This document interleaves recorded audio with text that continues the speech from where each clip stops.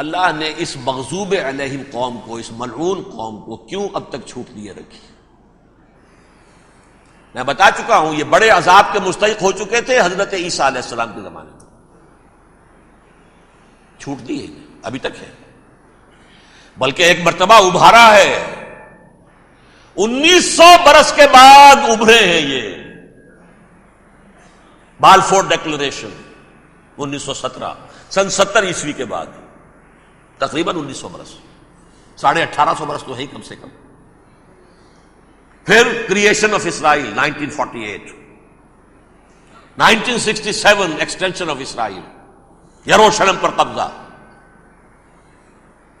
یہ سارا جو ہے کیوں ہے؟ اللہ تعالیٰ اس خیر امت محمد صلی اللہ علیہ وسلم، اس کے بہترین حصے کو سزا ان ملعونوں کے ہاتھوں دے رہا ہے۔ کیوں؟ جو جرم انہوں نے کیا تھا وہی ہم نے کیا۔ انہوں نے اللہ کی کتاب کو پیٹھ کے پیچھے پھینکا، نبذ فریق من الذین اوتوا الکتاب کتاب اللہ وراء ظہورہم، ہم نے اپنی پیٹھوں کے پیچھے پھینکا کہ نہیں؟ کولونیل رول سے آزاد ہوئے، کہیں اسلامی قانون نافذ کیا، کہیں اسلامی نظام قائم کیا؟ تو جو جرم ان کا تھا وہی ہمارا ہے، اور ہم خیر امت ہیں، اور ہمارے میں سے خیر ترین عرب ہیں، ان پر اللہ کا فضل، ان کی مادری زبان میں اللہ کی کتاب موجود ہے۔ پھر انہوں نے اللہ کے دین کو پیٹھ دکھائی۔ جو ملک آزاد ہوا کولونیل رول سے، یا اس نے قبلہ کر لیا اپنا ماسکو کی طرف، یا کر لیا واشنگٹن کی طرف، کسی نے مکے کو قبلہ بنایا، یہ بدترین سزا ہے۔ ویل للعرب من شر قد اقترب۔ اور ترمذی شریف میں تو یہاں تک روایت ہے، من اقتراب الساعۃ ہلاک العرب،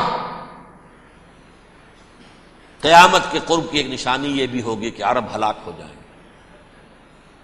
ایک حدیث میں الفاظ آتے ہیں کہ حضور نے جب کہا یہ ہوگا یہ ہوگا یہ ہوگا، یہ بربادی آئے گی، تو کسی زوجہ محترمہ نام میں بھول رہا ہوں، انہوں نے پوچھا کہ عرب اس دن کہاں ہوں گے؟ فرمایا العرب یومئذ قلیل، بہت کم ہوں گے۔ آخری خاتمہ ہونا ہے یہود کا حضرت مسیح علیہ السلام کے ہاتھوں، وہ عذاب جو 2000 برس تک ان سے ٹلا رہا وہ آئے گا، اور ان کے رسول ہی کے ہاتھوں آئے گا۔ لیکن اس سے پہلے مسلمانوں پر یہ عذاب آ رہا ہے، ہولوکاسٹ کے درجے کا عذاب آ رہا ہے۔ البتہ ہم پاکستانی اس میں یوں سمجھ لیجئے کہ وہ تو خبریں موجود ہیں احادیث میں، وہاں تو جو ہونا ہے ہونا ہے، اتنے انسان مریں گے، اتنے انسان مریں گے کہ ایک پرندہ جو ہے اڑتا چلا جائے گا، وہ نہیں چاہے گا کہ نیچے اترے تو کسی لاش پر اترے، اسے جگہ نہیں ملے گی زمین خالی کا کہیں اتر سکے، تھک ہار کر گرے گا، مرے گا تو بھی لاش کے اوپر گرے گا۔ یہ الفاظ ہے حضور کے صلی اللہ علیہ وسلم۔ الملحمۃ العظمی الملحمۃ الکبریٰ، یہ لاسٹ کروسیڈ، ٹرمپٹ اخبار نے، میں اس کا فوٹو اسٹیٹ بھی کبھی آپ کو دکھا دوں، ویسے میرے ساتھ ہے وہ رسالہ ٹرمپٹ، دی لاسٹ کروسیڈ، اس کی تیاری ہو رہی ہے۔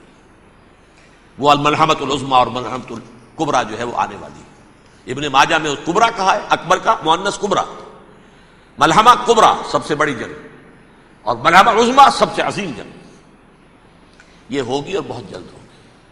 اب آخری بات یہ عرض کر رہا ہوں، کریں کیا؟